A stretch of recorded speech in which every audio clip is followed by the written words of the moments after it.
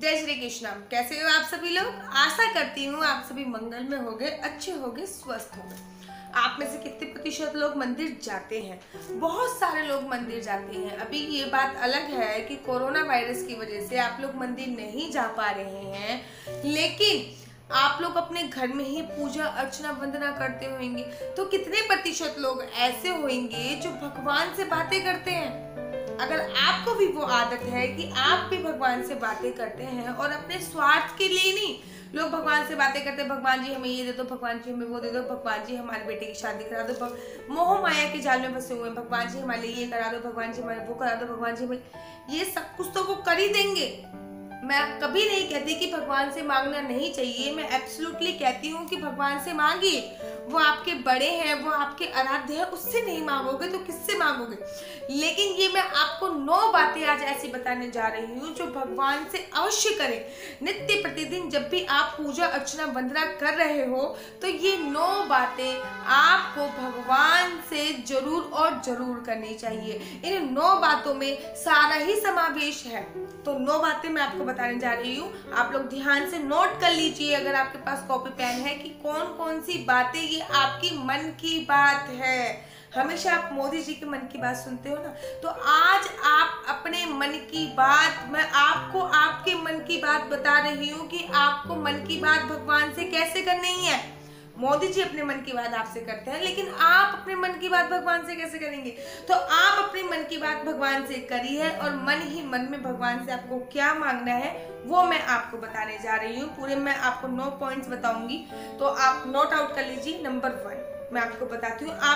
आपको भगवान से मांगना है कि हे भगवान, हे मेरी स्वामी, हे राधा रानी, हे बिहारी जी, मेरी जो इच्छाएं हैं वो कभी भी पूर्ण ना हो। अब आप कहोगे दीदी इच्छाएं कभी पूर्ण ना हो मतलब मैं समझी नहीं या फिर समझा नहीं।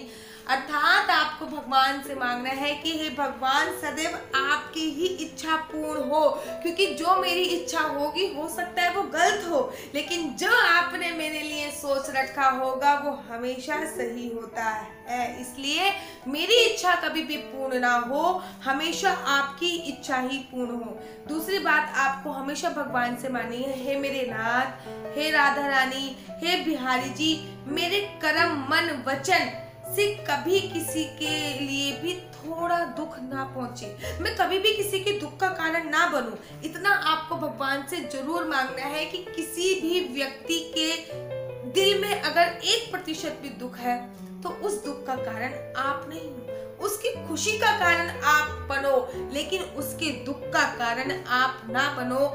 ऐसा आप भगवान से मांगे। नंबर 3 आपको भगवान से अपने मन की जो बात करनी है वो तीसरे नंबर पे ये बात करनी है, हे मेरे नाथ, मैं कभी ना पाप करूं, मैं कभी ना पाप, किसी भी प्रकार का पाप मेरे हाथों कभी ना हो पाए, ना मैं पाप होता हुआ देखूं, ना मैं पाप होता हुआ सुनूं, और ना मैं उसके बारे में कभी अपने मुख से बोलूं।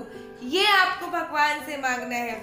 नंबर 4 आपको भगवान से क्या मांगना है कि हे भगवान, मुझे ऐसी शक्ति जो कि मेरी जो सारी इंद्रियां हैं 8 पहर 24 घंटे 7 दिन केवल आपका ही गुणगान करती रहे, आपका ही भजन करती रहे। आगे आपको भगवान से मांगना है, हे मेरे नाथ, प्रतिकूल से प्रतिकूल परिस्थितियों में भी आपके मंगल में विधि विधान में सदैव श्रवण करता रहूं, उनका गुणगान करता रहूं।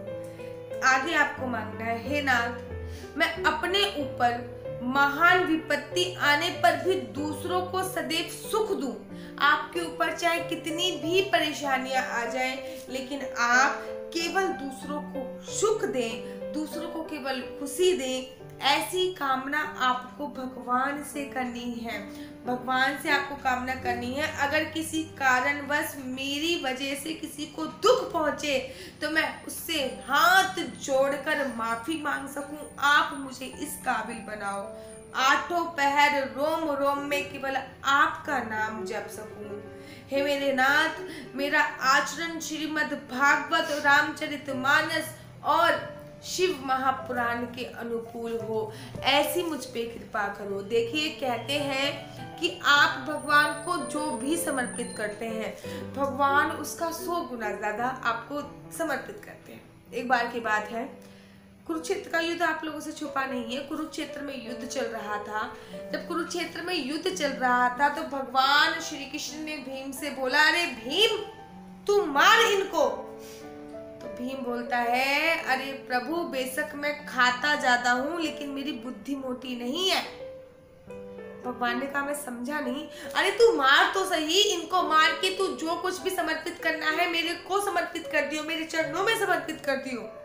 भीम ने कहा कि मैं खाता ज्यादा हूँ लेकिन मेरी बुद्धि मोटी नहीं है। मैं ये जानता हूँ कि भगवान को जो भी समर्पित किया जाता है वो उसका 100 गुना करके ज्यादा देते हैं। तो अर्थात इन 9 बातों को, इन 9 नियम को, इन 9 मन की बातों को आप अगर भगवान को समर्पित करोगे तो भगवान आपको उसका 9 गुना अधिक फल देंगे। आप लोगों ने बिहारी जी के मंदिर में गए होगे, आप राधा वल्लभ के मंदिर में गए होगे, आप राधा रमण के मंदिर में गए होगे, जितने भी भगवान के आप मंदिर में जाते हो, भगवान 99% आप मंदिर में, जिस भी मंदिर में आपने देखा होगा, भगवान की मूर्ति तो खड़ी है, वो तो आपका विलंब कर रही है, वो तो आपका इंतजार कर रही है कि कब मेरा भक्त आएगा और आके मुझसे आलिंगन कर लेगा। आपने देखा होगा मूर्ति केवल खड़ी है, प्रतिभा उनकी खड़ी है, विग्रह उनका खड़ा है कि मेरा भक्त कब आएगा और आके मुझसे आलिंगन करेगा। लेकिन आप इस भागदौड़ भरी जिंदगी में ढूले हुए हो, आप इस भागदौड़ भरी जिंदगी में गुम हुए हो। आप जाते हो और भगवान से जाते ही हाथ जोड़ के, भगवान हमारा ये कर दे, भगवान हमारा वो कर दे, भगवान हमारा ये कर दे। आपने कभी अपने मन की बात भगवान से करी है? केवल सांसारिक इच्छाएं आपकी है, भगवान से इच्छा नहीं है, केवल सांसारिक इच्छा है आपकी है। जिस दिन आपने ये सांसारिक इच्छा त्याग कर सब कुछ उसके हवाले कर दिया, उस दिन मेरा दावा है कि आप और भगवान का मिलन हो जाएगा, आपका और भगवान का मिलन हो जाएगा और संपूर्ण भक्ति जो नवधा भक्ति होती है वो आप में ही समाहित हो जाएगी। हमेशा वो करो जो वो चाहता है, वो मत करो कि जो आप चाहते हो, क्योंकि वो जो चाहेगा वो हमेशा सही चाहेगा, लेकिन आप जो चाहोगे उसमें खोट हो सकती है। तो चलिए, जय जय श्री कृष्णा, वंदे मातरम, हरि बोल।